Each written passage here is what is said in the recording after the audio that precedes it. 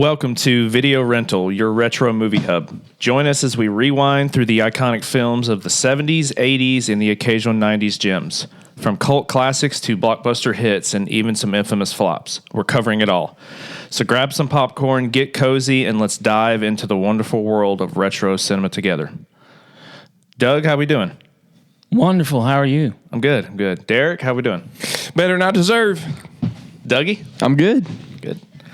All right, on today's episode, we're going to be covering Jaws, 1975. It's a good year. Good year. It's okay. That happened to be the year you were born, sir? That absolutely is true. That's true. The world's never been the same since. That's all right. I was born and everybody was scared to get in the water. All right, let's start with Dougie. When was the first time you saw this, Dougie? I honestly don't even remember. I think it was, I was probably about, I don't even know. I watched it at my aunt's house because I used to get babysat by her all the time, but that was my first time. Okay. Derrick, what about you? Yeah, I want to say I was probably about 10 to 12 years old, and I'm pretty sure that I caught it on one of those constant replays on TBS or TNT, cable television somewhere. In fact, I remember they used to do like a Jaws marathon where they would show like all 5 of them in succession. And so it just got worse and worse as the more they showed. pretty much kind of like the Superman movies too. But Oh, whoa. Shots fired. But yeah, I saw it on TV, and I can't remember which one I saw first. I want to say that I saw like the third or fourth one first, Oh, I'm sorry. and then the in the park. the one in the underwater aquarium That's the third tubes. one. That's That the third. had, That's the one that I saw first. Infamous 3D. That had Dennis Quaid in it. Yeah. Yeah. Yeah, that's right. Yeah. He was the one. He was supposed to be Brody's littlest son. I think so. Yeah. He was very infamous of being on coke during that whole... Oh, cocaine and pre-workout. Yeah. Nice. Well, he run around the whole time like he was on something. So I caught it on cable TV, and honestly, it's been a while. It's been a minute since I've seen Jaws for another viewing, but yeah. Yeah. Doug, what about you? Well, I could probably say I was maybe no. I was in the mother's womb probably. As soon as I was, a few months old, I saw it. Ever since then, I'm going to go ahead and say Get it in the makes water. no sense of what you're saying right, at all. shut up. Just tell me when you first saw it. Which one's more entertaining? Oh. I don't remember the first thing. It was on TV. Okay. I probably saw it around. So it's probably the way my folks did. They probably showed it to me to scare me not to want to go to the beach. This will toughen you up, boy. Yeah, right. Watch this. Now go get in the water. I mean, myself, I probably just saw it back in the 90s. I know. Tell us when you saw it, Nathan. Exact day. Exact day, time, All date, right, so time stamp it. January 3rd, 1994. That was my mom's birthday. Oh, January the 3rd. what a happy coincidence! It was at 2 p.m. In the theaters. No, I've actually seen this movie in theaters. I saw the original cut of it. I think back in 2000, like a 25th anniversary or something. Well, it was like 2003 or something. It was at Universal Studios. They were actually had a film cut, actual film, not digital, and it was awesome. Just I love seeing old movies in theaters, anyways. But always loved it. Always loved Jaws. I'm gonna read the plot of the movie. It's a simple plot, I guess. When a 25-foot great white killer shark unleashes chaos on a beach community off Long Island, it's up to a local sheriff, a marine biologist, and an old... what is that? Use your words. To hunt the beast down. Derrick, you want to read us some facts here before I kill Doug? He's been in the cave too long by himself. Yeah, I've been practicing on my reading skills, so let's see. The release date, June 20th, 1975. That would have been just a few months after you were born, right? You're a January I've baby, been 5 Doug. months old. That's right. There you go. Okay. Soiled a few diapers by that point. That's right. Oh, yeah. And many more. What do you mean? I'm doing it right now. IMDb gives this a rating of 8.1. I think it's a little low, but yeah. Really? I'd say it's a little high. actually. We'll sort all that out here in a minute. Yeah. The tomato meter, a critic score of 97%, which is wow. That's really high. You don't see critic scores usually Nope. with that sort of unanimity. And then audience score 90%. So not a lot of disparity there. Now this is crazy. The budget was $7 million for this movie, and I want to say this was like Steven Spielberg's maybe like his second movie or something. Like he hadn't done a whole lot at this point. So Well, a lot of his budget's because they wanted to actually film on the ocean. yeah, $7 million. I mean, today $7 million wouldn't even buy the donuts for the break time. No. It's crazy. And then the box office return was $477 million. So I think they did okay. yeah, you talk about making your money back and then some, with a runtime of 2 hours and 4 minutes. So if you think about the timing of when this movie came out in the midsummer, perfect popcorn summer blockbuster, you might say. Definitely. It was nominated for 4 Oscars and won 3 of them: Best Sound, Best Film Editing, and Best Original Score. Probably one of the most iconic soundtracks of all time. Oh, yeah. Been Behind, parodied in Star countless Wars. movies. Yeah.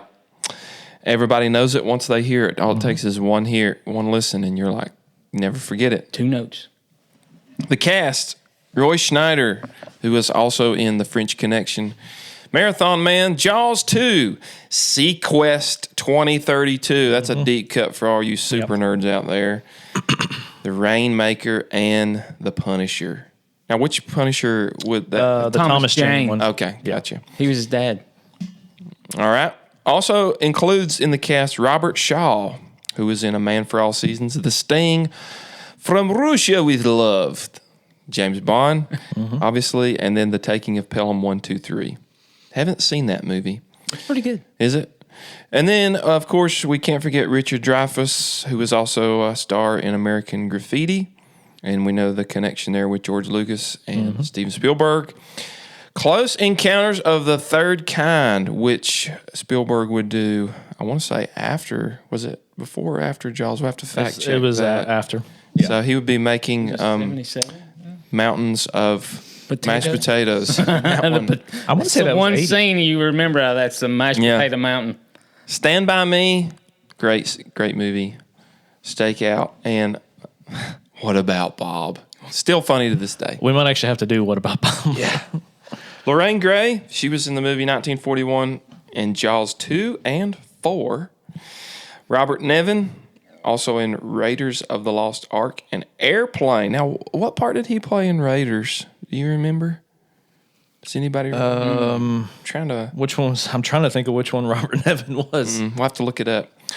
Murray Hamilton, also in Jaws 2, Amityville Horror, and 1941. Wasn't he the mayor? Was he the mayor? All right, screenplay by Carl Gottlieb, who also wrote Jaws 2, 3, and The Jerk. Peter Benchley, who wrote the novel. Mayor. Yeah. That's not the mayor. That's And the doctor that does the autopsy. What? That's Yeah, the mayor. sure. It's just older version. Produced by David Brown, Richard D. Zanuck, and of course music by the incomparable John Williams, who has composed some of the most rich and memorable movie scores of all time. Star Wars, Indiana Jones, Superman, E.T., Jurassic Park. He's got over 150 other movie credits, tons of Oscars, so many nominations. The guy is just a living legend, and he will go down as one of the great Odds are everybody movie has a composers John Williams of all soundbite in time. their head. He's the GOAT. And if Preston were here, he would agree. Filming locations: Martha's Vineyard, which is where all the rich, snobby liberals live today. Los Angeles, also another interesting hotbed, location there. Yeah. Wow, what a disparity between the two communities. But of course, I guess they did their pickups and their sets and stuff in Los Angeles. And then, of course, directed by another goat of the industry, Steven Spielberg, who also is from E.T. fame, Schindler's List, Indiana Jones movies, Jurassic Park, Saving Private Ryan, Ready Player One, Saving Private Ryan. Did we mention that? Yes. Yeah, Worth saying we twice. mentioned that. And don't forget, we did a Steven Spielberg countdown. That's right. Mm-hmm. So if you haven't listened to that episode, you can go back and see which one goes down as the greatest. What are you pointing to? Steven Spielberg. Oh, well, he didn't direct Back to the Future, but he did have a hand in producing it, right? Yeah, one of the producers. Back to the Future was Rob Z. Mm-hmm. That's another one on the list we got to do. Mm-hmm. I think that's all for me. No, you got to do trivia. I got to do trivia? Derek, you do trivia every single time. Well, it's been a while. It's been a little bit since I've been in here. Let's talk about trivia.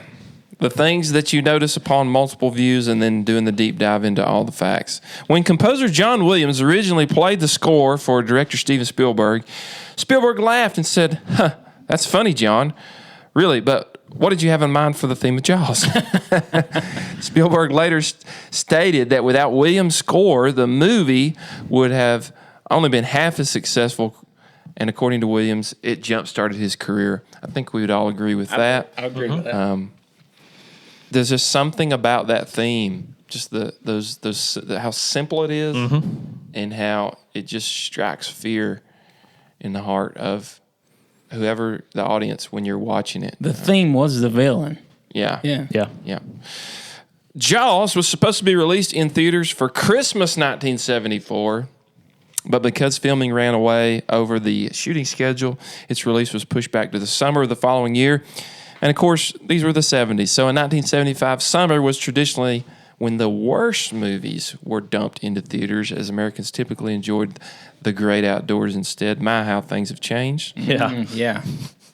But the film was so well received that beachgoers actually flocked to see it, and the movie became a highest-grossing film of all time up to that point. It became the first film to gross over $100 million in theatrical rentals, and thus the summer blockbuster was born. Yep. Nice.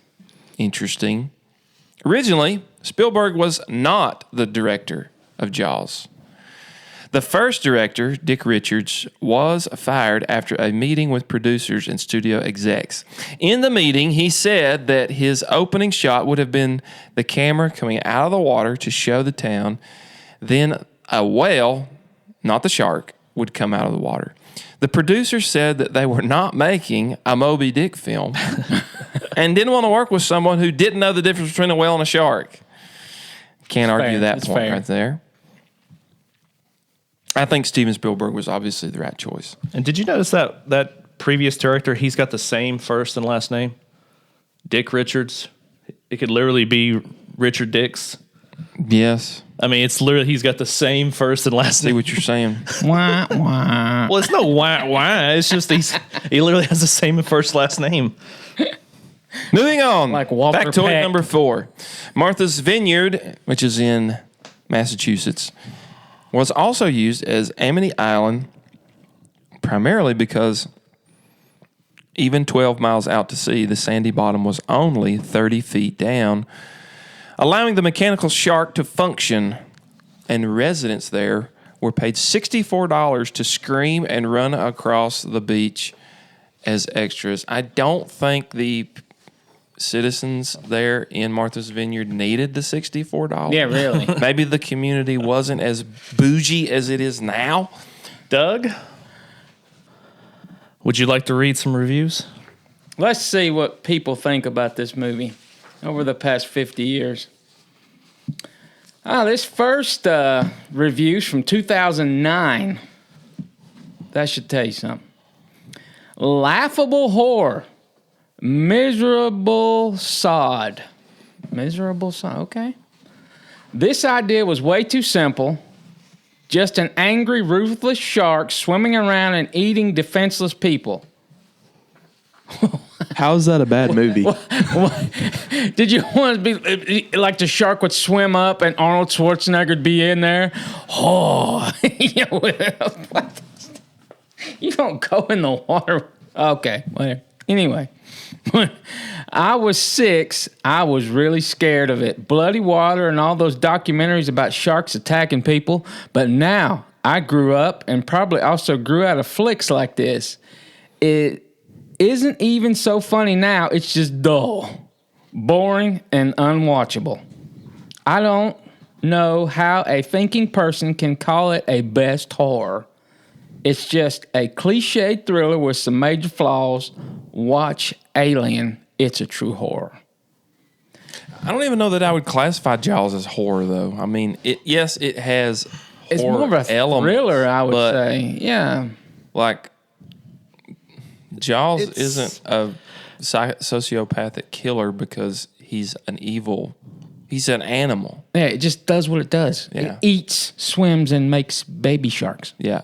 I mean, it does have horror elements, but it's not a horror movie. No, per se. I would say like a low-end thriller, more like a mystery thriller kind of. The way it happened to be filmed, Yeah. because it was a mystery. Category error. Whoever reviewed that. Yeah. Get your genres right next time, bro. An alien? Okay. They didn't show a xenomorph in the first scene of Alien. Wonder where they got that idea. Okay. Anyway. What? What? What? Yeah. That's right. Let's see what this next one says. Definitely tell you haven't been around people in a while. Shut up. One of the experiences that made me fall in love with movies. Gogoshka. What'd they give it? Maybe Russian. He gave it a 10 out of 10. Did I miss that? Did I miss it? Like everything, you miss 10 it. out of 10. Highly recommend. Highly recommend. This is 2013. So, I will never forget the first time I saw Jaws. I was glued to the seat from start to finish. I jumped. I held my breath. It was one of the experiences that made me fall in love with movies. This was probably the first film where I completely forgot everything around me.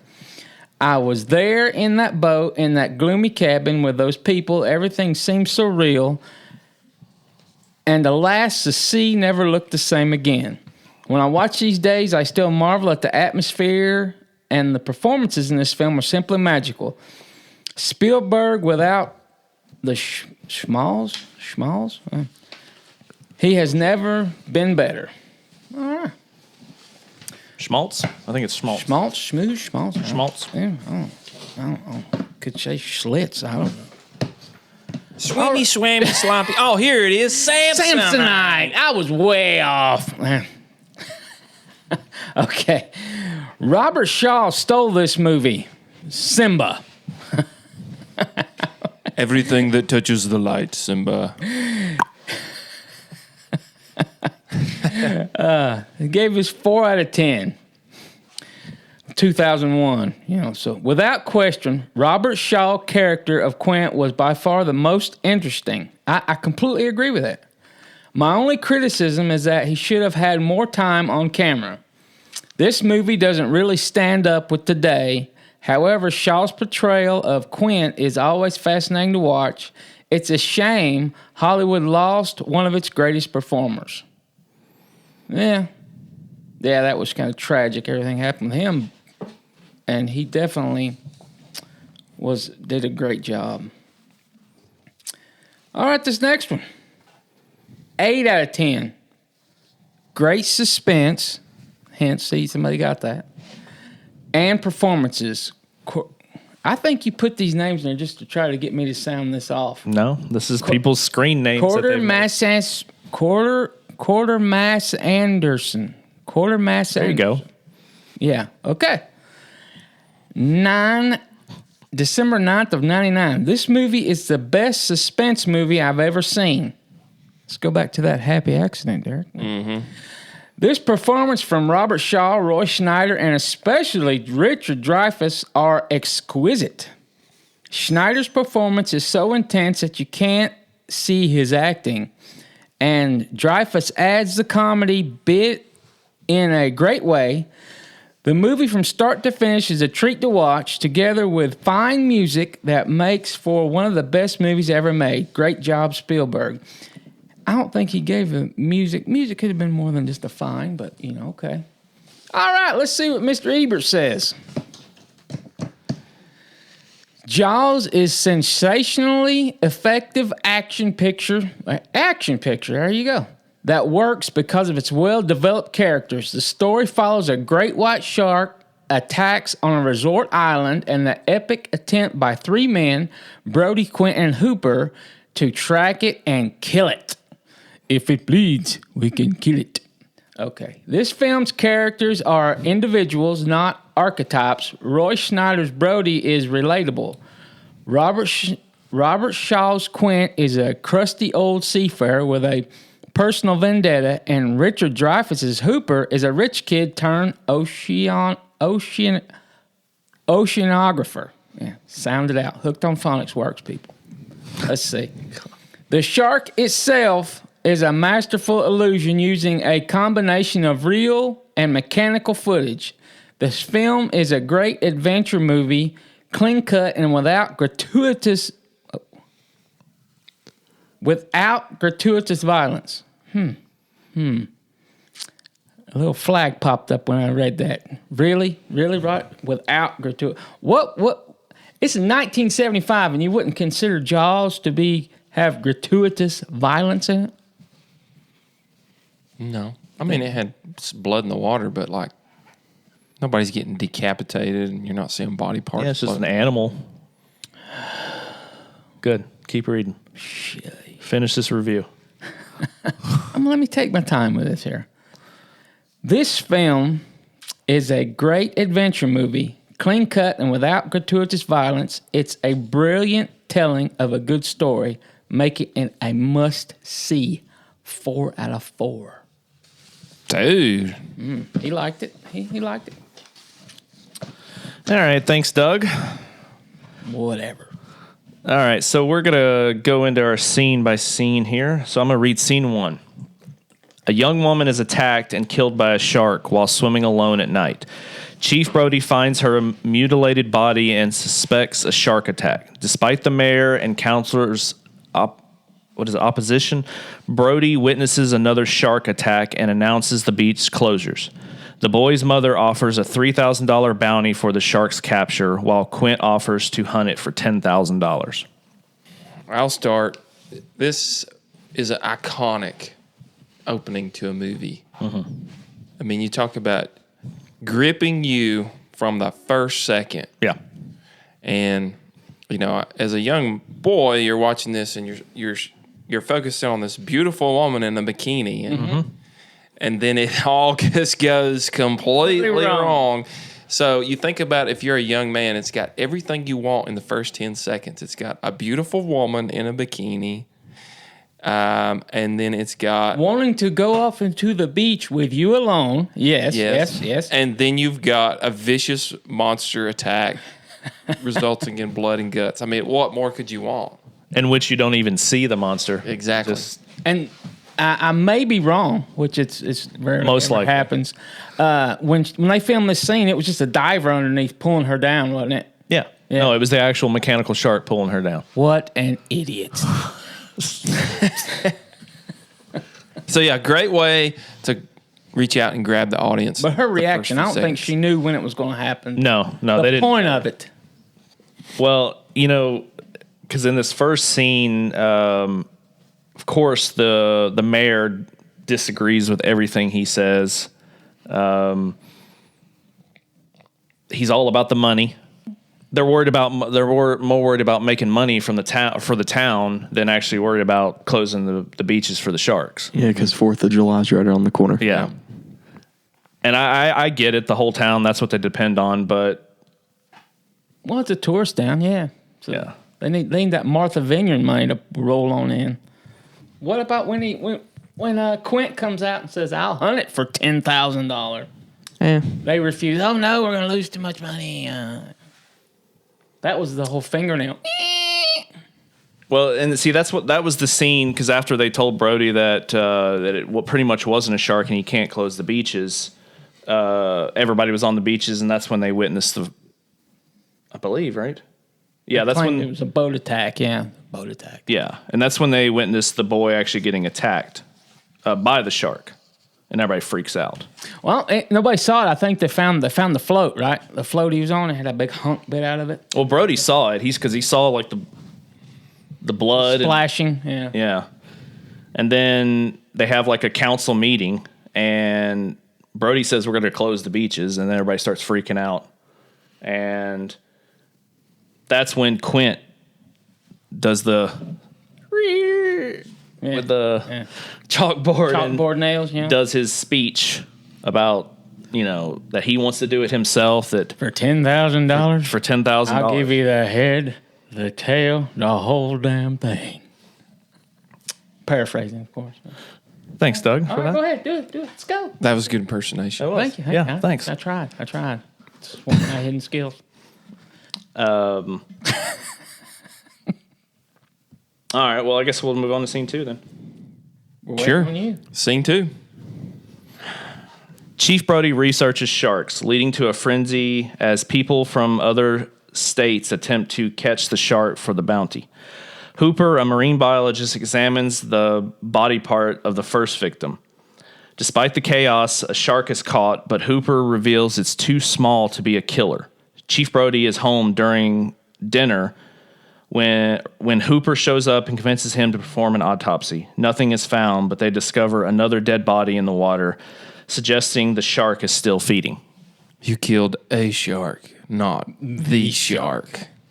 Well, and this is when we start seeing everybody coming in for the bounty and everything, all the craziness and putting dynamite on their boats and like $3,000 in 1975, you could almost buy a house. You probably could buy a rough house. Yeah, probably, especially up there, by the beach up there.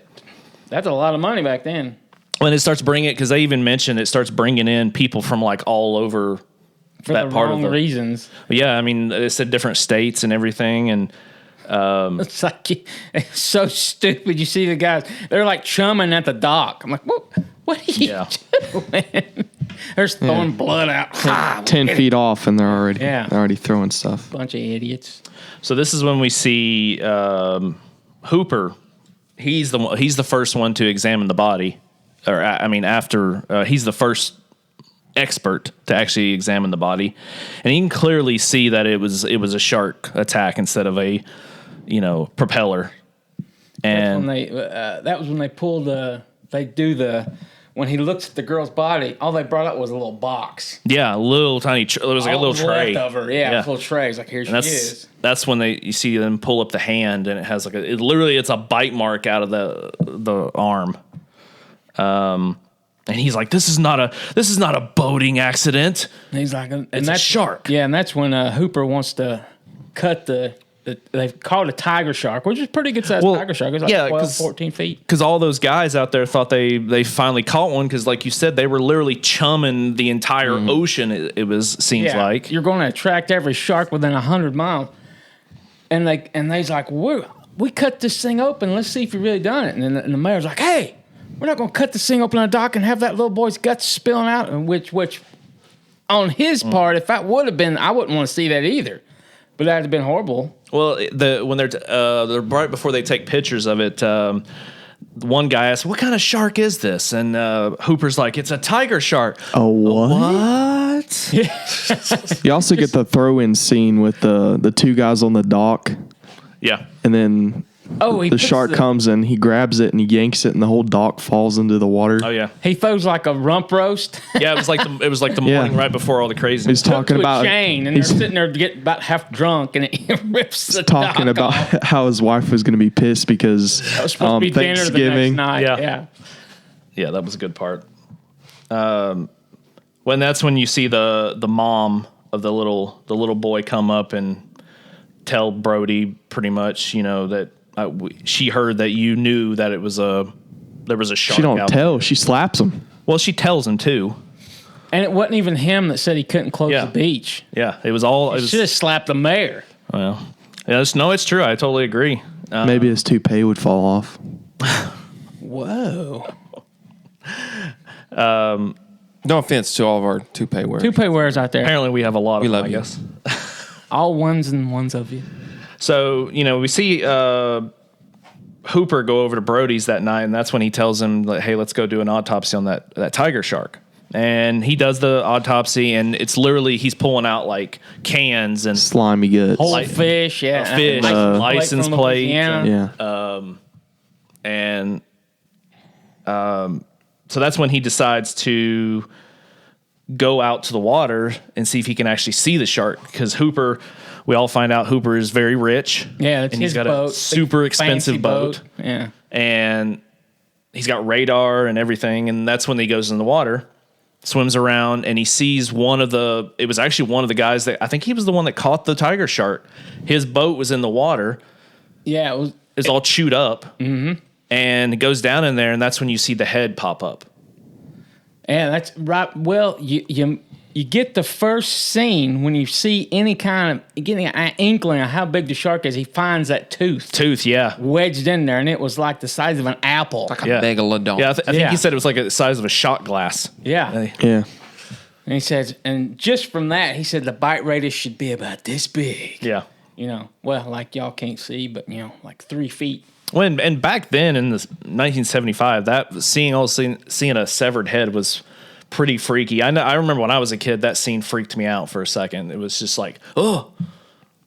Funny story. Go ahead. From that scene, my father, well, I was 6 months old, so I was at home, but he took his mom to see this movie, and they bought her. She hadn't been to a movie like that, and he gave her a large popcorn and set her down. And when that head popped out, she threw the popcorn up to all the people behind her in the theater. So if anybody's out there, I apologize.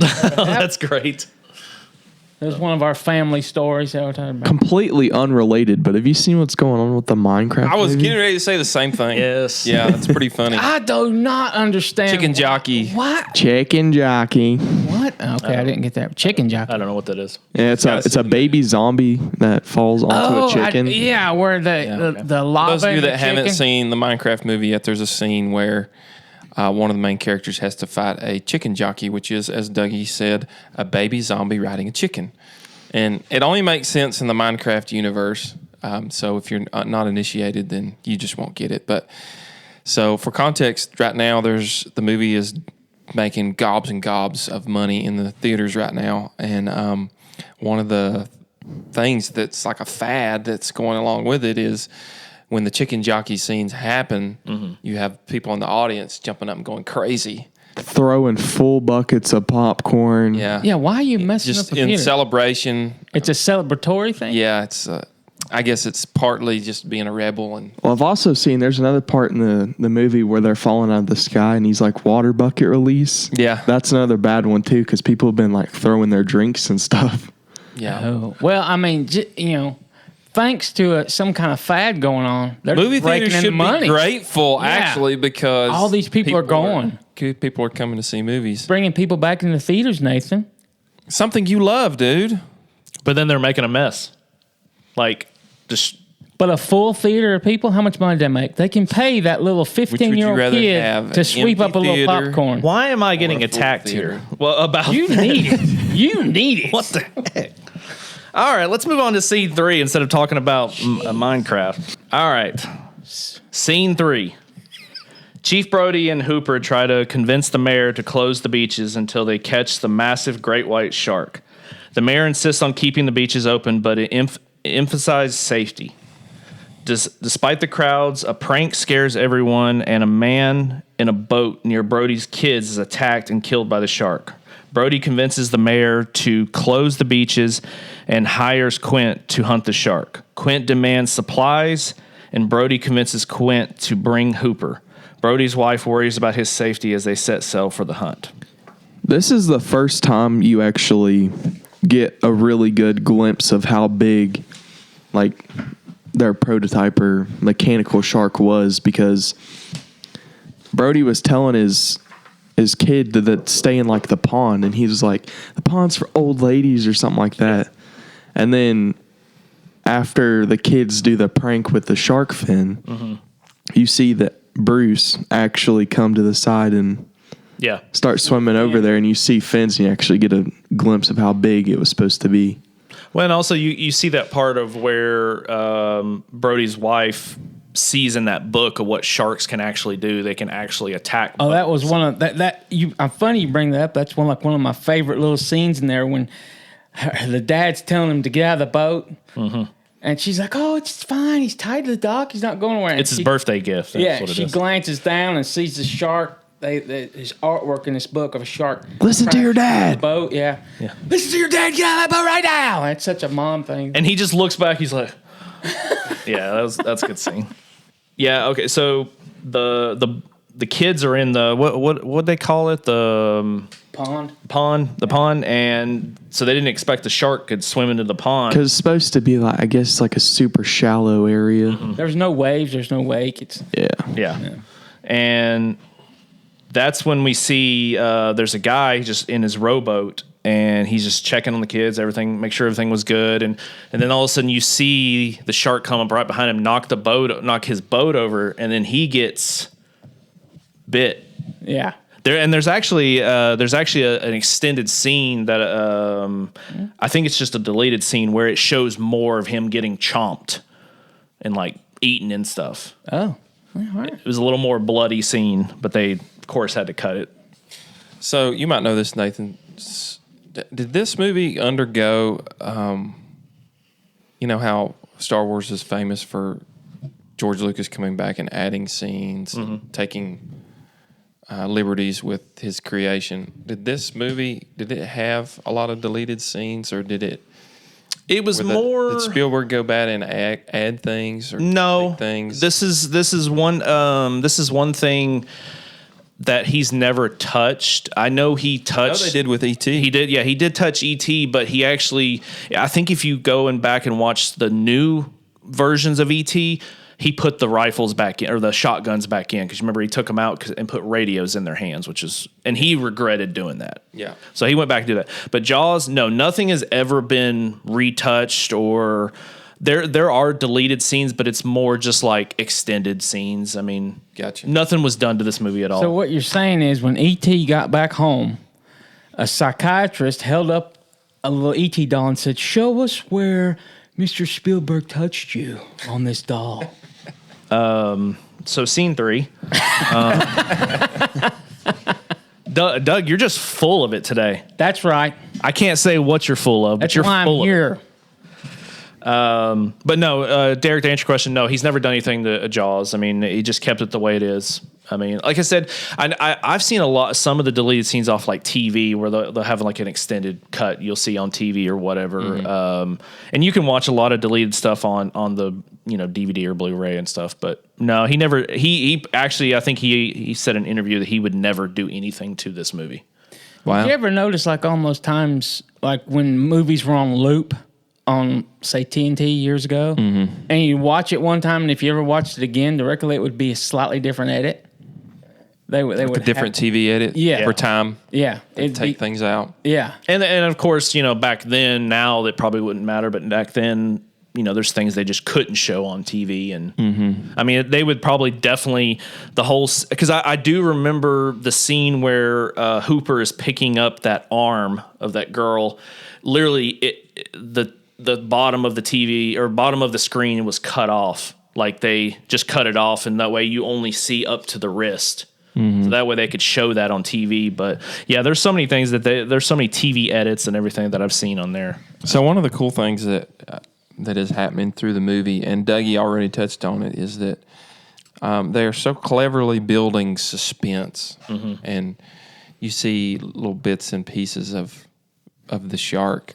You see a fin or you see a tooth, and it's building up this expectation in the mind of the audience. And so your imagination is what's doing a lot of the tension building and a lot of the work there.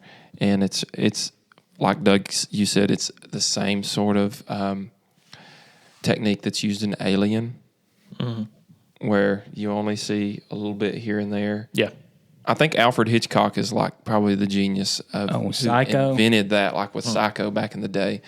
But to here, it's really employed with a lot of great effect. So it's building up this expectation for a payoff later on, which is going to be the ultimate reveal of the monster. And it's just so different from today where, you watch a trailer of a movie that's filled with CG, monsters and characters and aliens and so on, and they just show you everything. Yeah. The element of surprise is like completely gone now when you go see a big budget movie, whereas, and I know we're going to get into the facts of why they did that in this movie, but I just feel like that it's just so different from today where, hey, here it is, boom. Yeah.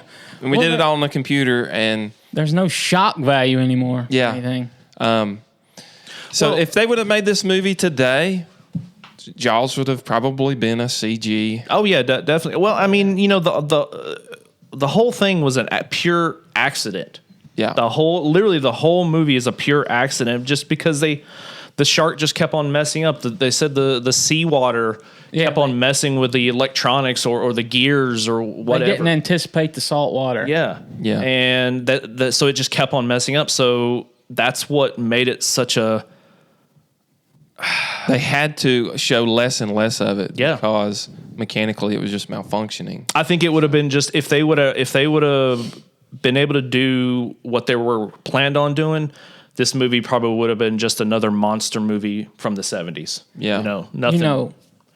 How awesome was it the way they did with that photograph that got developed? Oh yeah. It show the kind of the eye? Yeah, you can't really tell what it is. Like, what is that? Yeah. And it turns out it's like that camera snapped underwater and it snapped his eyeball. And I always thought that was really cool. You're like, what is that? And then when we get into the next part where Quint's talking about shark's eyes are like dead eyes, doll's eyes. You're thinking of part 2. Yeah, that's not in this movie. Is that part 2? Yeah, the was a photograph really good is in scene. part 2. That was a really good scene. Wrong movie completely.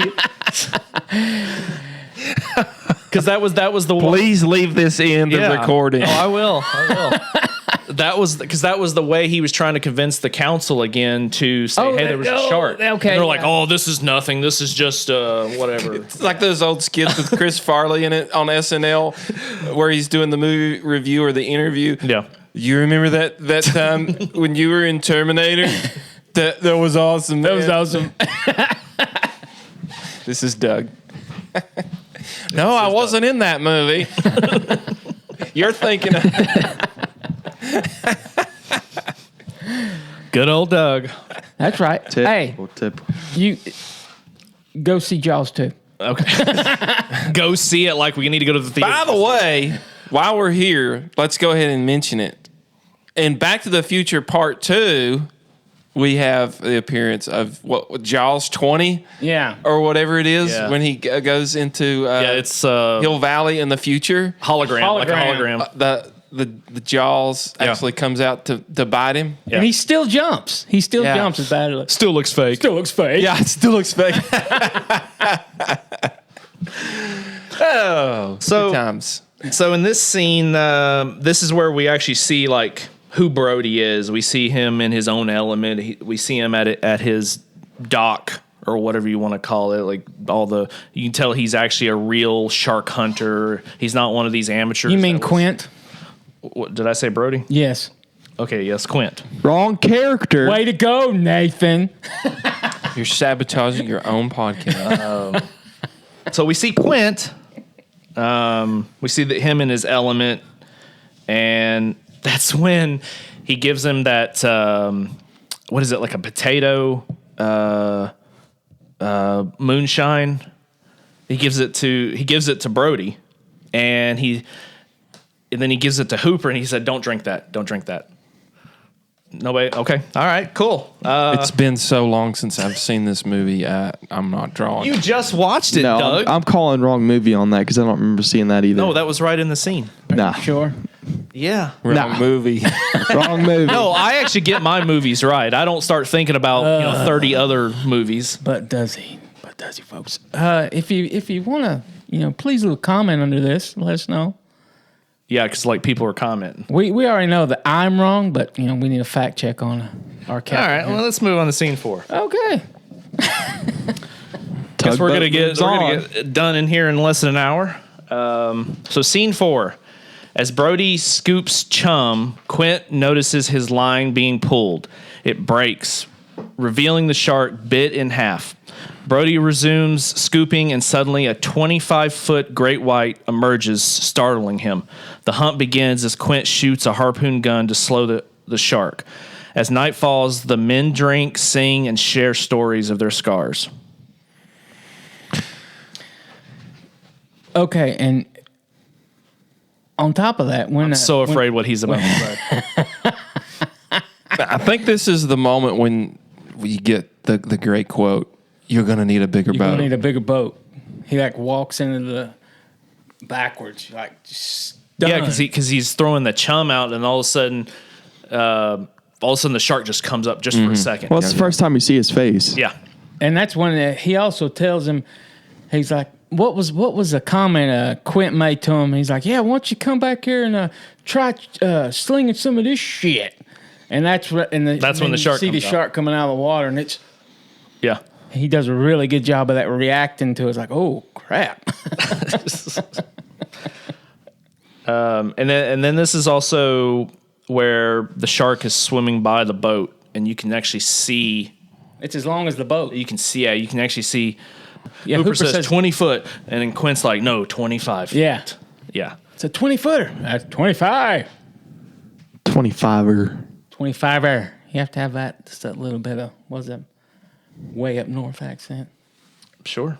Boston. Park the car and have it yard. Park the car. And this is when we start seeing Quint shooting his harpoon gun and bringing the barrels out. Great shot, by the way. Yeah. That's when Hooper's trying to tie it on. Don't wait for me. Yeah. There's actually one. I should have mentioned this in the previous scene, but there's actually a deleted scene where you see Quint going to buy his fishing line, and he goes to a piano shop and buys piano wire, and that's what he uses for his line. And it's a very strange scene because it shows him like interacting with this guy that's trying to, I think he's trying to play a violin or something, and it's a very strange scene. I can see why they cut it, but it was what made it interesting was him buying piano wire for fishing. I did not know that. And then we get to the scene where night falls, and the shark disappears after so many barrels that he's been shot with. He finally disappears. Doesn't even faze him. No. He disappears with 2. He can't go down with 2. Not 2. So it's night, and then the men are drinking, and they start singing, and then they start telling stories, like kind of old war stories of their scars, and Great Quint scene. Quint tells a story of when he was on the USS Indianapolis. I think that's what he's on. Well, they talk about scars, and he asked him, he has a scar on his arm. Want to know how I got these scars?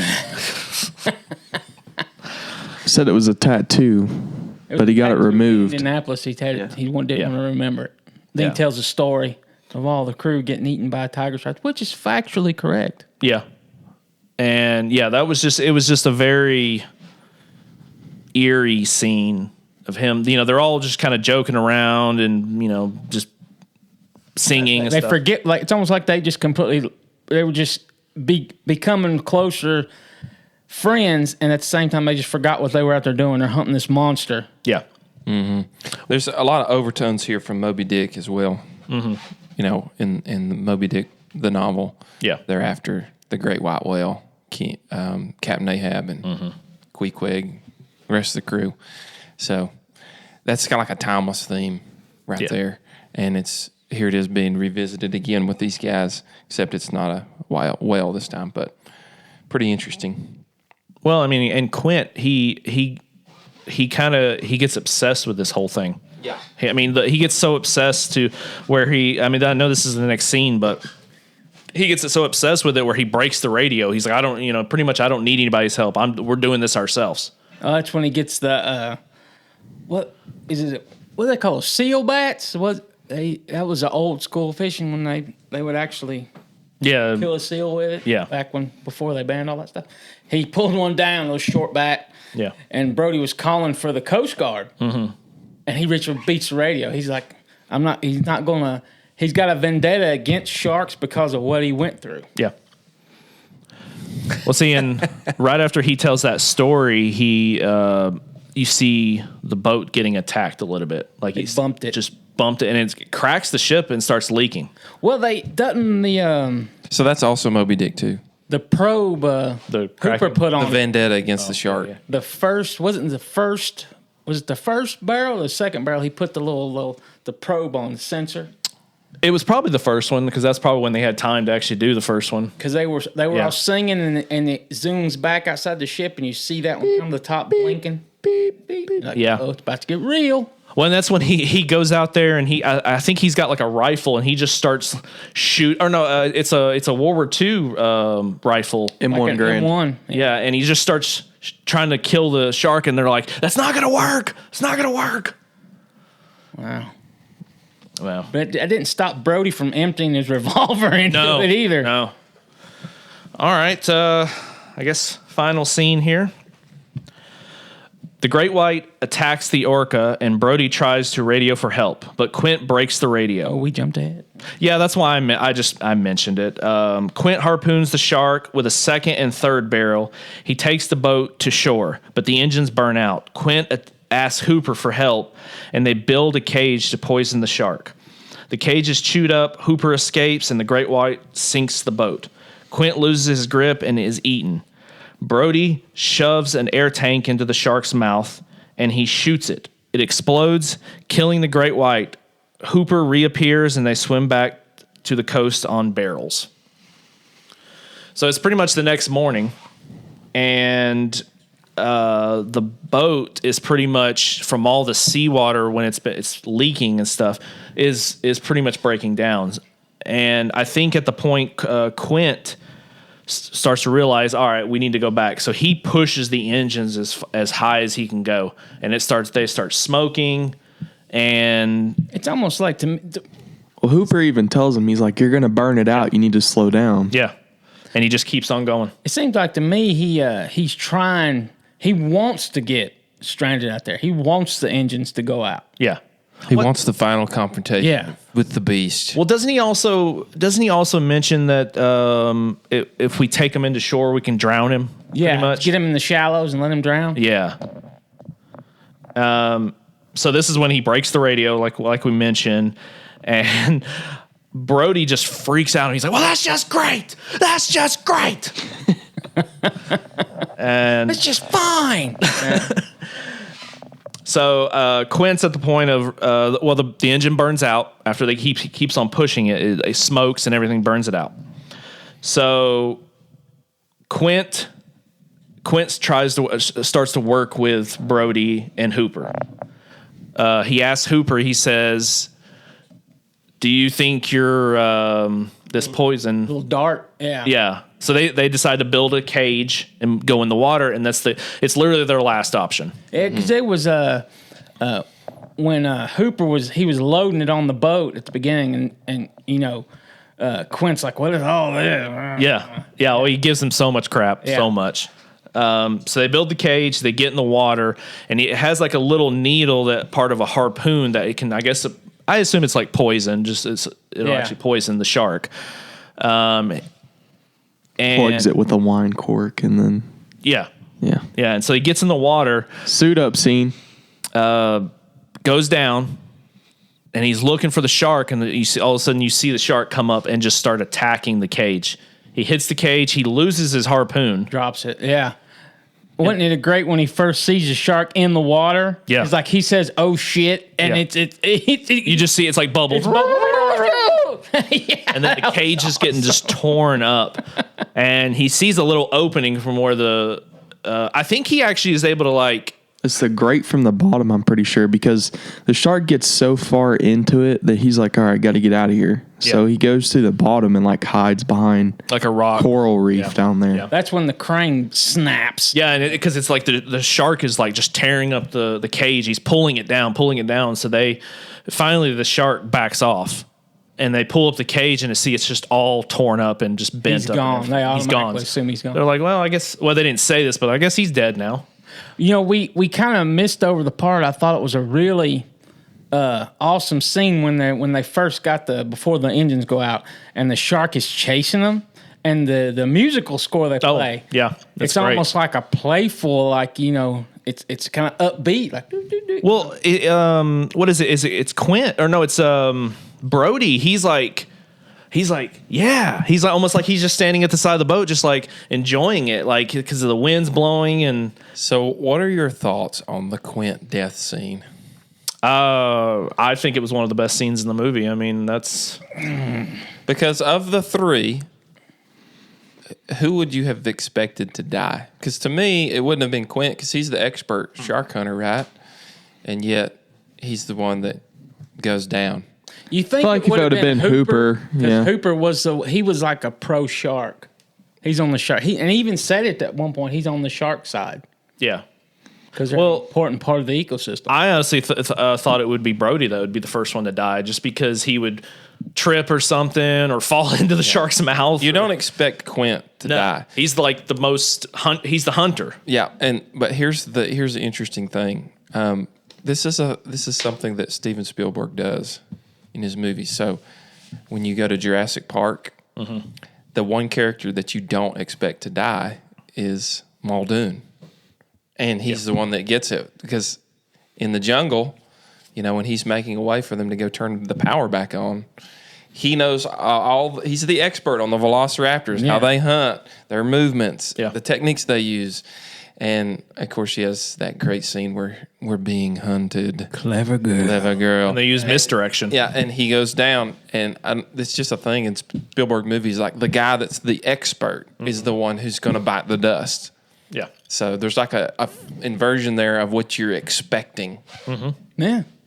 There's an unnecessary amount of bone crunch when he gets bit in half. Because he gets bit in half right above the waist. So you're talking like lower stomach. There's the only bone I can think of right there is your spine. And you just hear. Well, it's everything. It's everything crushing and crunching and. That and he was eating the boat at the same time, pretty much. Yeah. He probably had some boat in his mouth. How many times can you say that sentence? Well, that scene is like it's like it kind of almost takes your breath away a little bit because you know the boat's kind of sinking just a little bit, and then all of a sudden you see Jaws come on the boat, and then you see them both starting to slide a little bit, and it's very slow. And Brody tries to save Quint, but his hand slips, and that's when and then you see and the feet kicking the shark and so it goes right back to his last story. That's why he said he would never put on a life vest again. Yeah, because he wouldn't want to be in that situation where. Go ahead. Go ahead. I was going to say and if you're going to die by shark death, going feet first is the worst possible way you can go. Yeah, right. It's not going to kill you right away.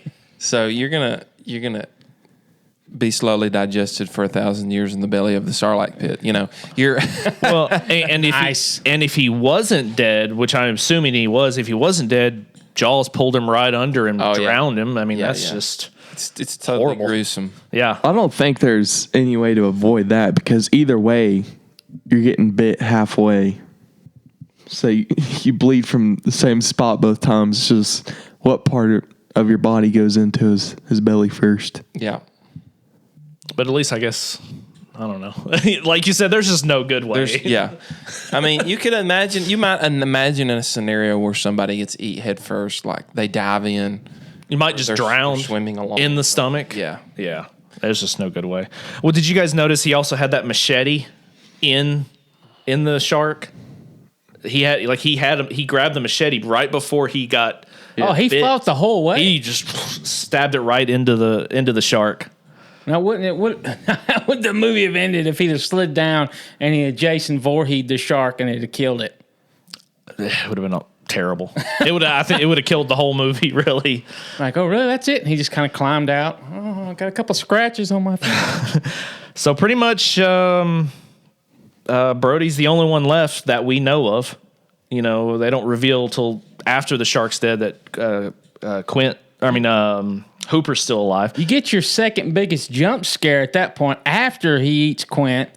And then he shuts the door and the boat just keeps on sinking. And then the shark comes inside of it. Yeah, that was a big one there. It's like, whoa, crap. And he hits the shark with one of those air tanks. Yep. And then he shoves it in its mouth and the shark backs out. And so he grabs everything he can because he knows this is it. He said this is the final. This is like we don't have anything else. And what's even worse, you can see land. You can see it. It's right there. Yeah. Well, he knows it. There's no way he could get away from the shark from swimming. So he grabs the rifle, the Quint's rifle. He grabs there's a harpoon still in there. He grabs that. And apparently this shark does not swallow because he's constantly he's just gnawing. It's like it's stuck in his tooth. Yeah, he's just gnawing on that tank. Now, how would you figure out how they figured that part out? And this shark ain't going to go down underwater like he's chewing a dip. Yeah. You know, he's got a pressurized tank in his mouth. I thought that scene was great. Just him gnawing on that tank. Yeah, it was almost like a dog when a dog's chewing on a bone or a stick or something. So let me read this, and I pulled this off of an article, and I found this interesting. So, in Jaws, the shark is often considered the primary villain, but the movie also presents other antagonists in the plot, such as the mayor, who prioritizes the local economy over the safety of the residents. Meanwhile, there is Quint. Could Quint possibly be the true villain of the story since he makes his living hunting sharks and therefore lured everybody into this endeavor to hunt down the shark? Quint is a more flawed but ultimately a heroic character, this article says, who's driven by a desire for revenge and a deep-seated respect for the ocean and its creatures. So it makes you think about, okay, is Jaws really the villain here, or is he just like protecting his territory like any animal driven by its instincts would do? Or maybe Quint is the villain. Maybe Quint is more to blame here because he has the vendetta against the animal, much like Ahab is what's driving it in Moby Dick. Yeah. So you can look at this film sort of from different angles there, and it's not so clear cut necessarily. Yeah. Who the bad guy is, or even if this falls into a category like that where there is, it's not necessarily good versus evil, is it? Mm-mm. It's just man versus monster. Yeah.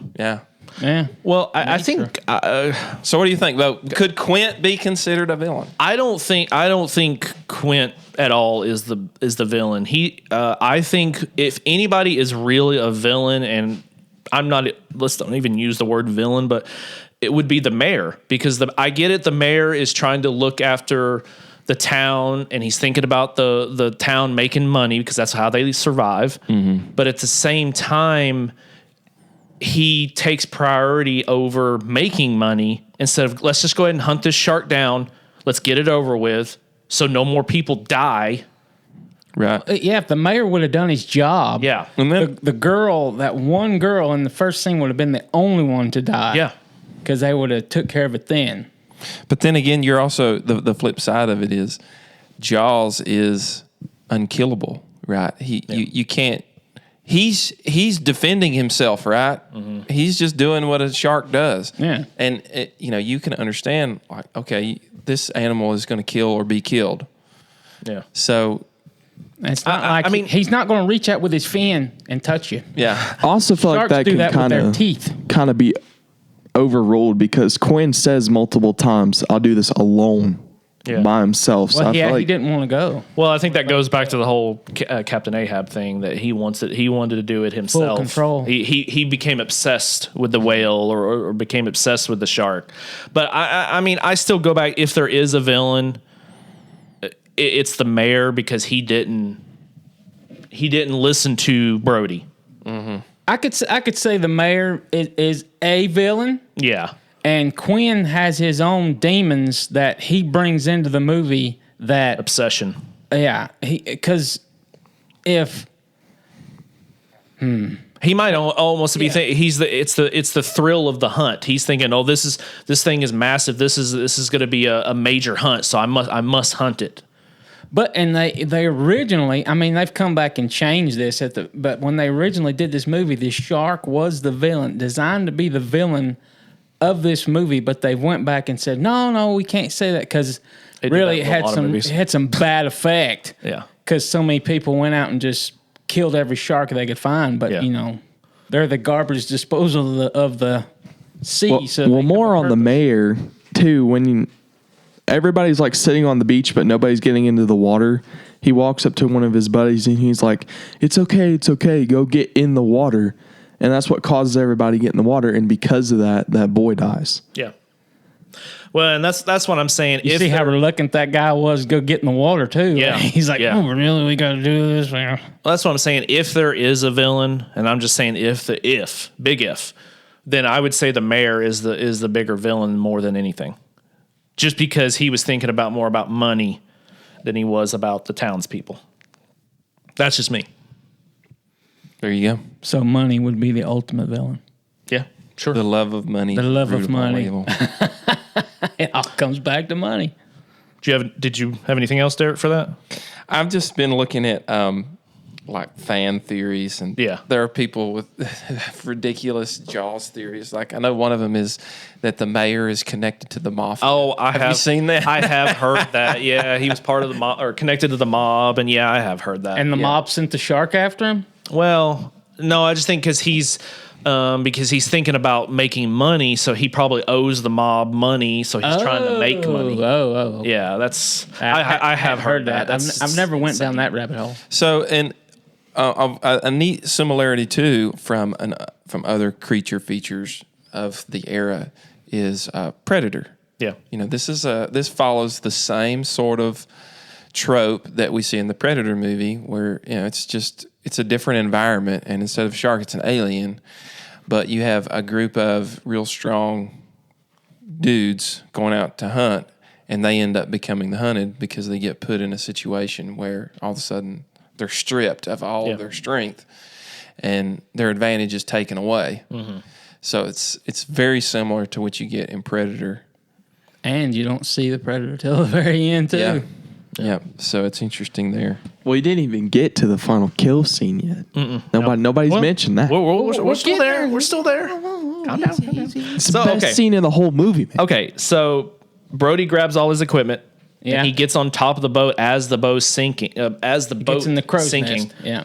And he starts trying to shoot the shark because he knows he shoved that tank in his mouth, but also he's just trying to do whatever he can to to kill the shark.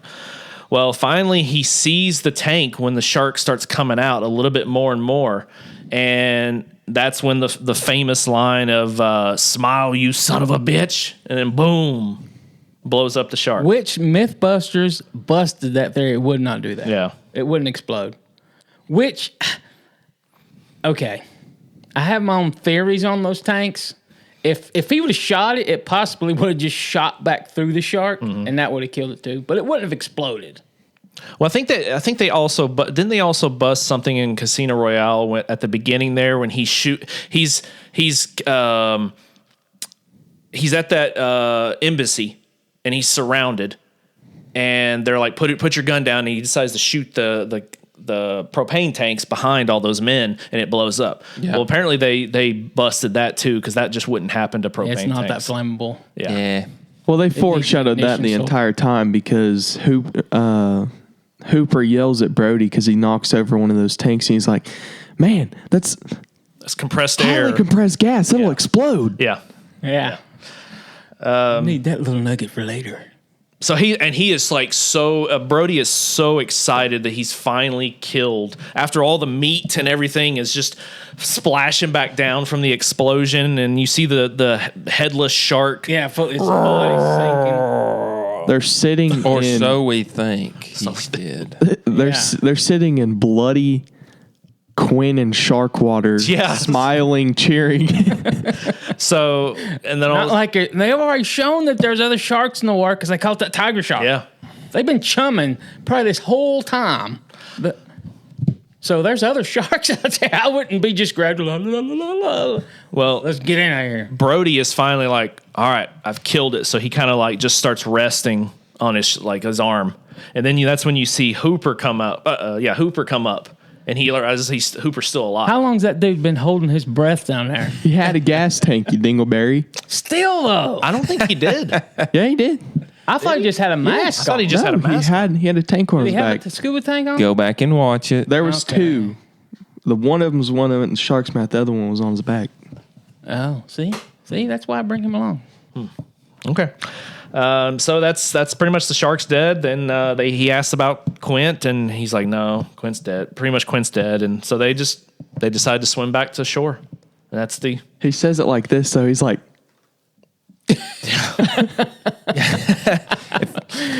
Dougie is nodding his head with a smile. Yeah, with a big smile on his face. Videos to come, people. Videos to come. Next. So they grab a couple, what is it? The those barrels. barrels, barrels. yeah. And they just swim Piece back. of wood, and they start kicking their feet in the La La Land. And that's the end of the movie. Well, then that's when Brody he says, I used to really hate the water, Yeah. and that's when Hooper says, "Well, I can't imagine why." You guys got anything else for the final scene? Okay.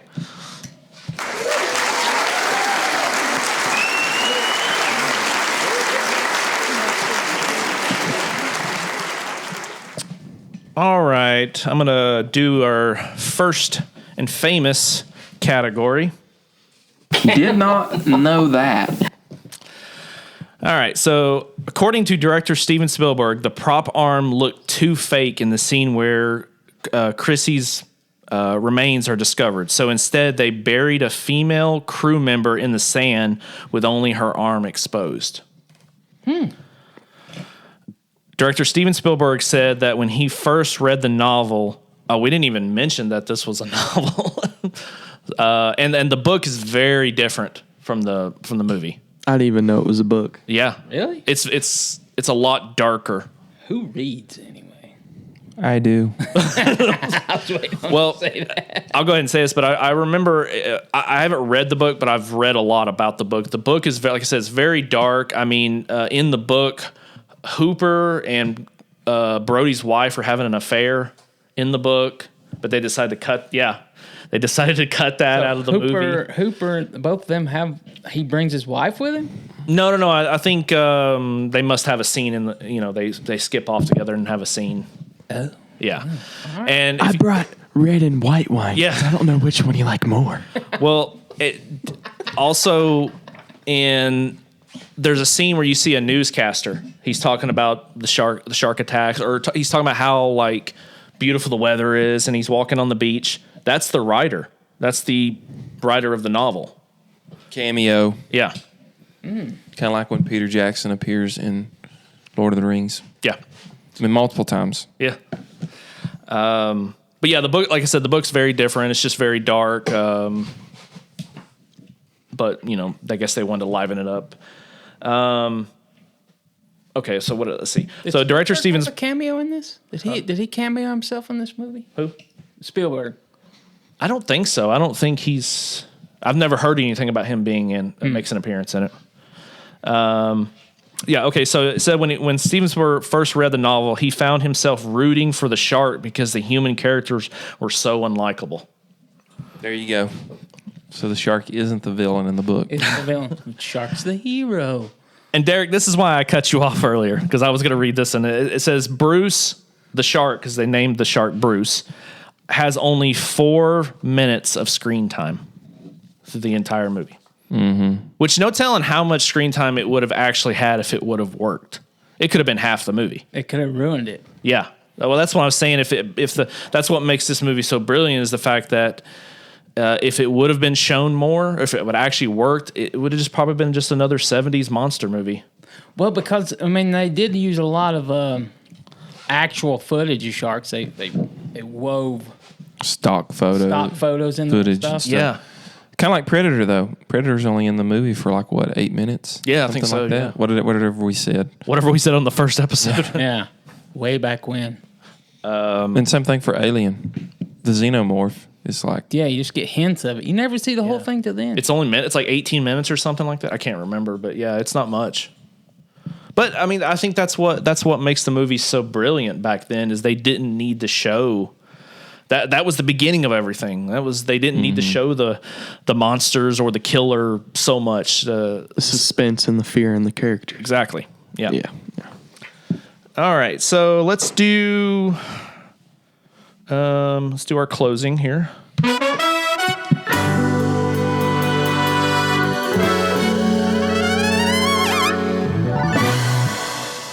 All right, so this one we're gonna start with you, Dougie. What's your number one quote? Number one, it's got to be when Brody says, "Smile, you son of a bitch." That's the best one. Best one. Doug? My favorite quote was probably when earlier in the movie. It always made me laugh when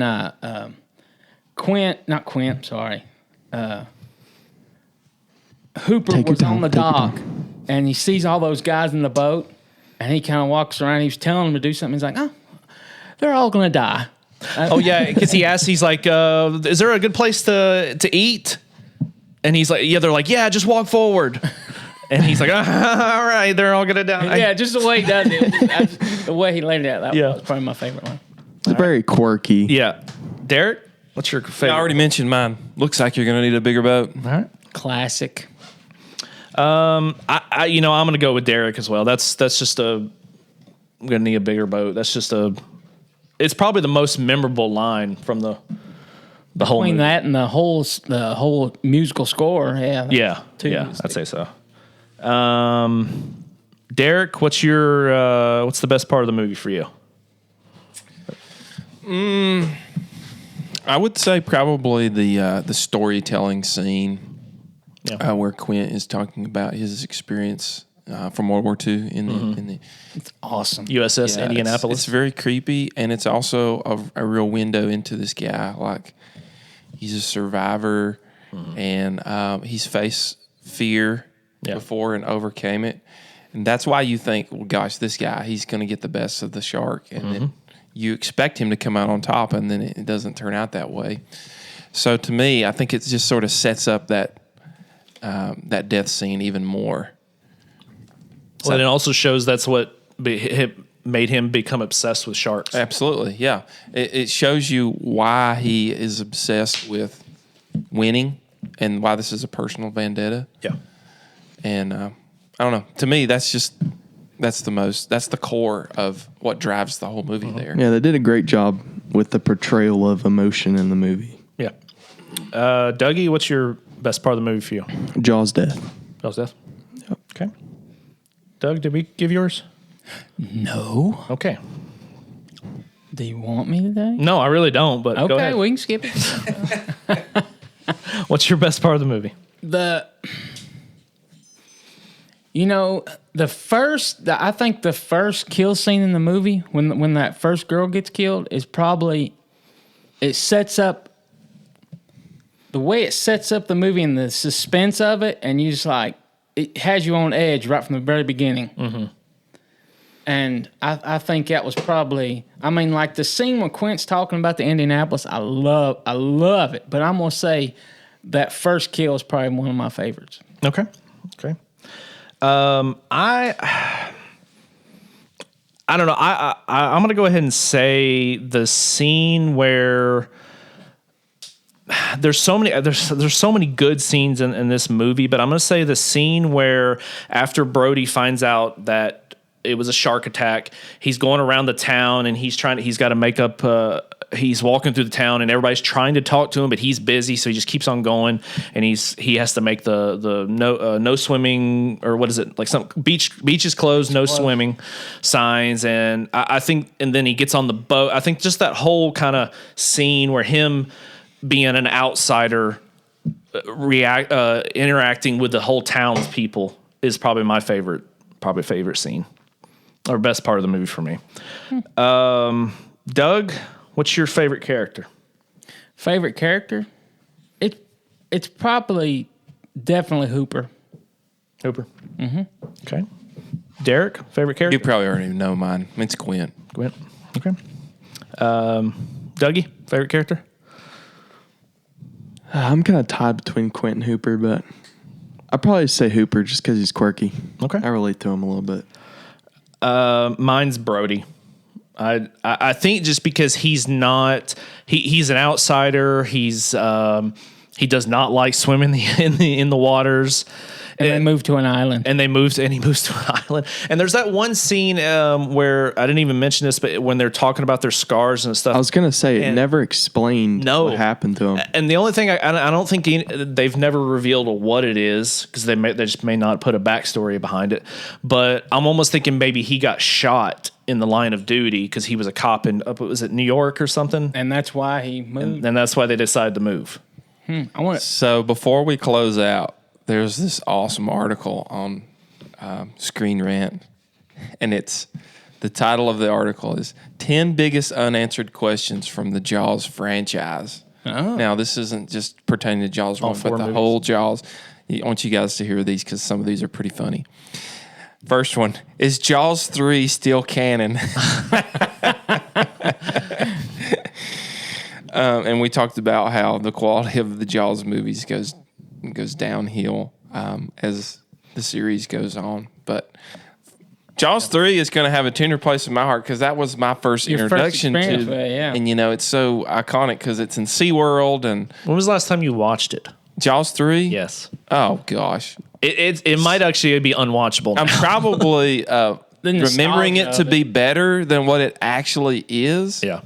But, it's so cringe, the scene where Jaws comes into and smashes. Swimming toward it, and you could tell it's like, and then the whole place floods, and they're all running out or swimming out or whatever. But anyway, early 3D, folks. Yeah. Early. Here's the next unanswered question: was the shark from Jaws 2 connected to Bruce? So, and that goes back to the question that we sort of posed a minute ago, and that, is he actually dead? Is it Bruce? Yeah. Was his daddy? Probably so. I mean, that's probably how they did it. Because I think in 2, they mentioned like it could be like his kid or something or whatever. And you think about the franchise, like this was a movie that made so much money. Mm-hmm. You knew there was no way they were not going to make a sequel. Yeah. Well, I'll go ahead and tell you, no matter how bad it would be. 2 does not hold up to 1, but 2 is actually still a very good movie. But then it just literally goes down, just straight down when you get to 3 and then you get to 4. It's just a cash grab by then. Yeah. Well, 2 is almost like a direct continuation of it. Yeah. Because I think it takes place like just a year later or something. The same people. Now listen to this. Uh-oh. Here's the article. When does each sequel take place? Each sequel to Jaws seems to make massive jumps into the future. In Jaws, Mike Brody seems to be about 10 to 12 years old, but in Jaws 2, he's closer to 18. Well, then, I can't. This is confusing since Jaws 2 was released only 4 years after the first. Well, but then they really jumped. He really drunk all his milk and he ate his green vegetables. Yeah. Next question. How did the shark get to the Bahamas so fast? Was that the 4th one? Yeah. Wasn't that Jaws Revenge? Yeah, Jaws Revenge. That's the one that had Michael Caine in it. And the only reason he made it because he had to buy a house. That was the only reason. He literally said he had to buy a house. Here's the next question. Was the mother shark in Jaws 3 a megalodon? Oh. Inquiring minds want to know. How did nobody notice the mother shark? These are great. Anyway, I'm not going to read the whole article. Yeah, you're fine. But That's awesome. If y'all want to go a little bit deeper down the rabbit hole or the shark hole, whatever, go check that article out. It's pretty funny. But the same thing happened with the Alien franchise. Yeah. Like, of course, many people regard Aliens to be superior than Alien in a lot of different ways. But as the Alien franchise went on, like Alien 3, and then, of course, the abomination that is Alien Resurrection, and then, of course, you talk about AVP. I know you hate AVP and Predators and all that stuff. Ducky pulled up the image, the cringe scene from Jaws 3. The still of the shark supposedly swimming into the But that happened in the Alien franchise, too. Yeah. Until... I think, Prometheus came along and then sort of rebooted it, and I really enjoy those. But the quality of the movie just really fell off. Well, you can only do so much. Yeah, you could definitely say that about the Predator movies. Even though I love Predator 2, love Predator 1, but then like they just kept on making those Predator movies, and they just kept on getting worse and worse. It has the same problem with every movie that they run into, and they hit the spot where they hit that perfect point where they make all this money, and then they turn around and it's like, okay, well, we're going to do this. But the sequel, we're going to dump 10 times more money into it. Yeah. It ruins it. And not every time. Do you think about Terminator 2? There are exceptions, but generally. The budget disparity between those two. Well, like even with Alien 2, they just threw money at it, and it But the worked. technology It worked. jump from 1979 to 1986 was so great that... But then they come out with when they come up with the newest movie, the newest Alien movie in the franchise, they went back to that Alien technology. Alien Romulus is what you're talking about, Looks so which is good. fantastic. You should see it if you haven't. Great. Yeah. But again, one more thing. I know we explored this in earlier, but if Jaws was made today, it wouldn't have the same effect. No, not at all. Because they wouldn't use practical effects. They would probably use CG. I don't care how good the CG would be; it still wouldn't be the same. And I know we joke about the realism, and we know it's a model, like we know it's a puppet, but there's just something that makes these movies hold up with the practical effects that can't be the same thing said about CG, right? Yeah. Just because you can do something in a computer doesn't mean you should. Yeah. And I don't know. There's just something about this movie and a lot of this from this era that does hold up. So. Well, and going just for a second, going back to you were talking about Alien Romulus, I think that's why another reason that movie worked out so well is because they used so much practical in that movie. They built so many stages.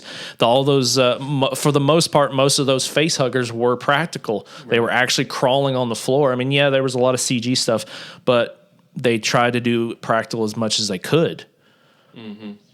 Practical effects is always going to... I was just going to look at...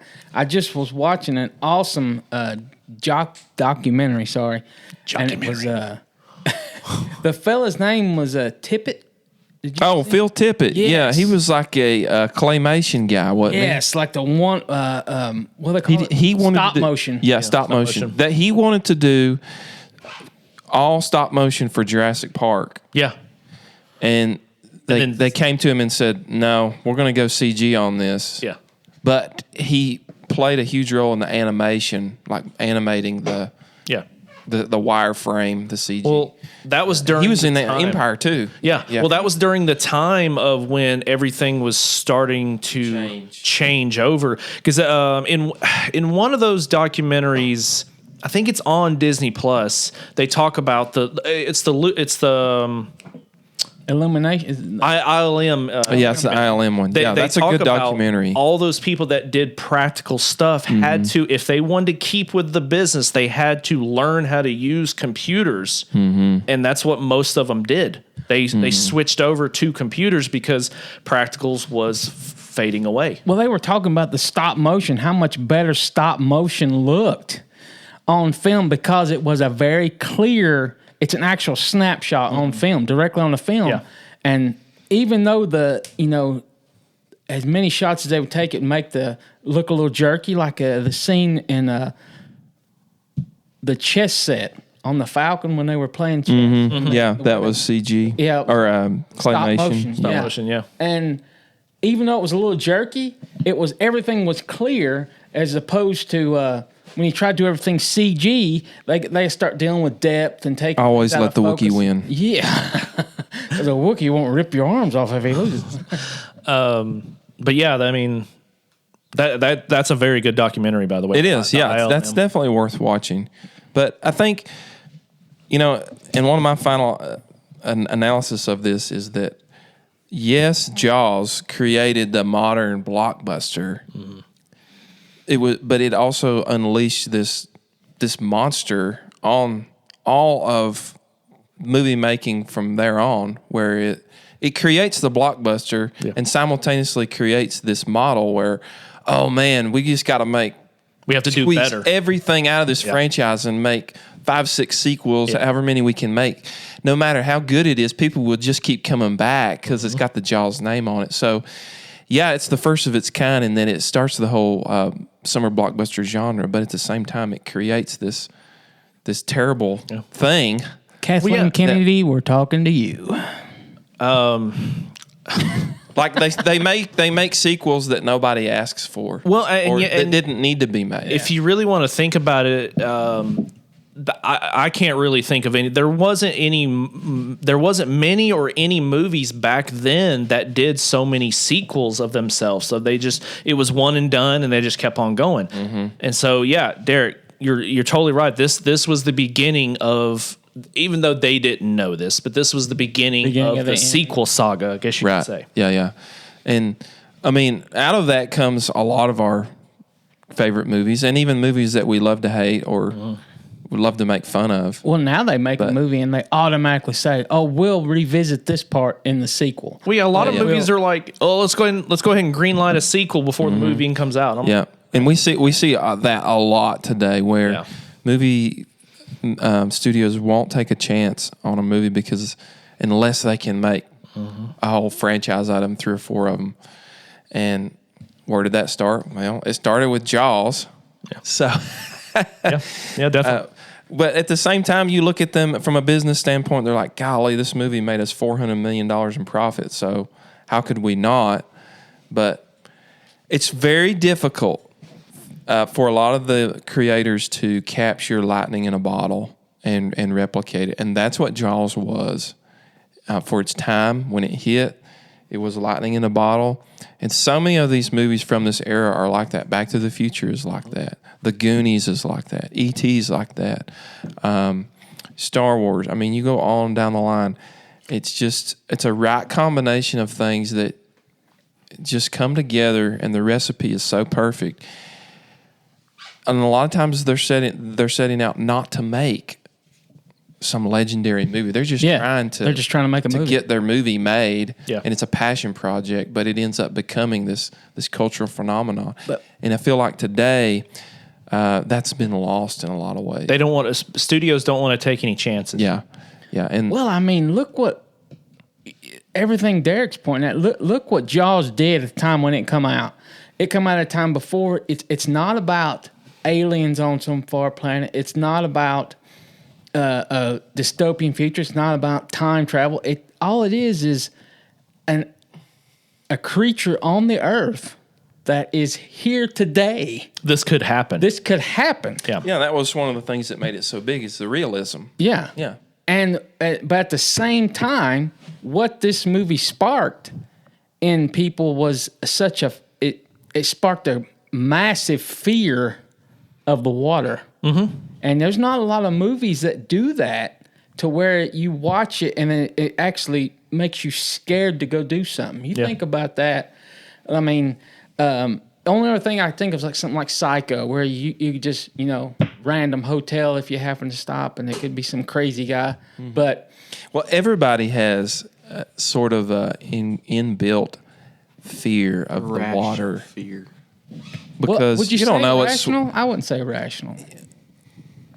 Well, the chances of I said they have an inbuilt fear of the ocean or the water because How many times have you gone to a lake or a pond or even the ocean and said, wonder what's swimming out there? Yeah, Can't see the bottom. You're never alone. Yeah, it just plays on that. And what's the statistic that like at any given moment, even when you're out 3 feet deep of water, you're 6 feet away from or 12 feet away from a shark, something like that. Yeah. Well, So- and they've they always say that because the ocean is like space, we still don't know what completely is in the ocean, so it's a mystery to all of us. Oh, we've only explored 5% of the ocean. Well, NASA started exploring the ocean, but then they stopped and went to space.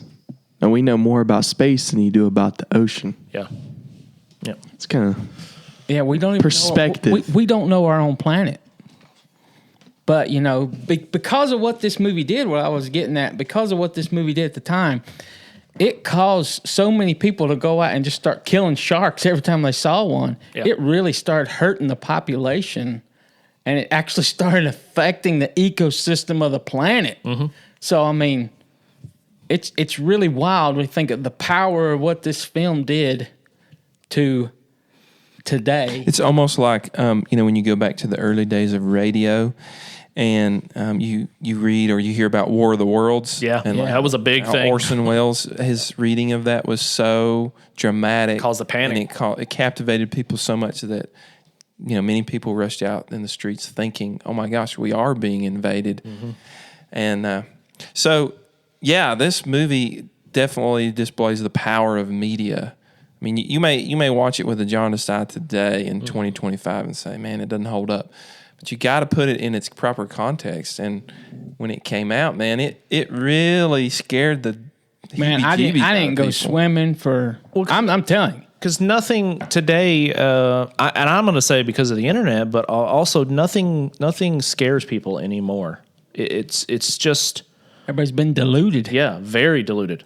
I mean, the fact that you can go on the internet and look up anything. Mm-hmm.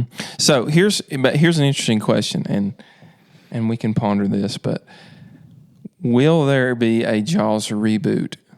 Because we're far enough removed from a lot of these great franchises where that's all they do now today is remake them. Mm-hmm.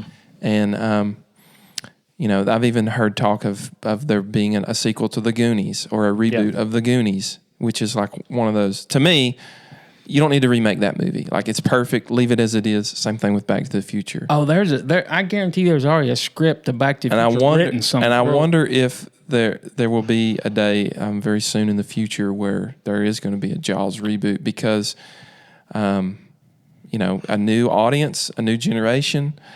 But at the same time, I'm thinking, if they do a reboot, it's not going to have the same effect that it did in '75. Well, no. I'm going to go ahead and tell you, I'm going to say no. And I think I've also heard Spielberg saying no, as long as he's alive, there'll never be another remake or whatever. But you got to think, they've already pretty much remade this stuff. They've done Anaconda. Sharknado. No, I was going to say, what's the Jason Statham one? The Dark The Water? Meg. The Meg. The Meg. That's pretty much your today's But that's remake so of Jaws. laughable. It's like It is, but it did good. It actually But made that's money. what they have to do today. They can't have you in a movie where you're wondering when you're going to see the shark. So you have to pretty much see the shark right away. So I'm going to say no. I don't think there'll ever be a remake of Jaws. And like I said, Spielberg himself said there'll never be one. So it's kind of like the Jurassic Park in the same way. And it's Never say never. Robert Zemeckis said there will never be a Back to the Future As long sequel. as he's alive, or it'll a happen. remake. Amen. I agree with that. Yeah, But you think about Jurassic Park. Okay, there's a long running series now, and there's another Jurassic Park coming out this summer, which I haven't seen the trailer of. I just saw posters of it or teases. But again, Steven Spielberg took another classic creature and brought it to the silver screen. Yeah. Okay. But now they've got to the point in the Jurassic Park franchise where it's like, okay, what more can we possibly do with this? Well, how many more islands are they going to Yeah, find? well, they keep. If you go back This is a research island. if you go back to Jurassic World, which I just watched it recently, Bryce Dallas Howard says, as her character, she says in that the audiences want bigger and badder dinosaurs. So that's what they're going to keep on doing. If they keep on making all these Jurassic World, Jurassic Park movies, they'll just keep on discovering a bigger dinosaur. As long as there's little boys who love dinosaurs, there will always be a Jurassic Park. Well, and I think the only problem with today is I think with those Jurassic Park movies, and I love them, is they're catering to us. And I'm taking you out of this, Dougie. Yeah. You weren't alive. The OG when the original came out. generation that went in 93 to see the original JP. Yeah. Well, if you talk about Dougie's generation, if you look around, Marvel started making movies catering to him. If you think about that, they were bringing the comic book genre that we grew up with and catering it to a new media for the younger next generation. I think at some point there will be another version of this movie that is not a sequel will be made. Well, if there is, hopefully we're not alive. Well, and as you said, it'll have to be when Steven Spielberg kicks the bucket. Yeah. Which I don't know how old he is now, but he's got to be getting up there. Probably in his 70s, I bet. I don't know. Maybe even older than that. But, Yeah. I mean, it's with a movie like Jaws, it's hard to really measure the entire cultural impact of it. Yeah. Because keep in mind, too, this is before Star Wars. Mm-hmm. And I know everything is sort of defined in Hollywood and in the culture before and after Star Wars, but this was, as we said, the biggest box office hit of all time until Star Wars came out, just a couple of years later. So Greatest movie of all time. What? There you go. Star Wars. Oh. Greatest franchise of all time. Was you not expecting that? I didn't hear what he said. What movie he said. All right, let's get to our. I don't care if you agree with my opinion, Nathan. I just said I didn't hear you, Dougie. Jeez. Okay.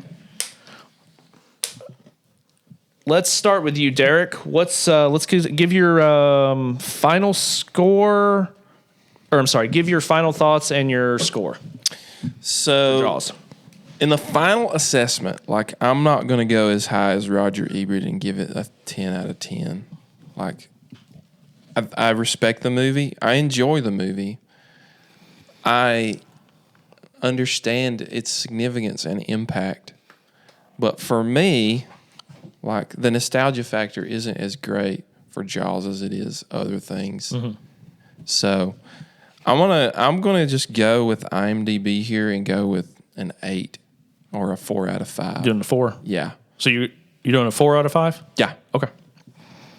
Okay. Dougie, let's go with you next. Yeah, I agree with Derek. This is something I could probably watch like once every 5-6 years, and it's one of those movies like you see and it's good, but it's not something you intentionally go and watch per se, I guess. It's just one of those classics that you can watch from time to time and it still be good, but I think I'm going to give it a 3.5 here. You going to do a 3.5? Yeah. Doug, what about you? Score and final thoughts.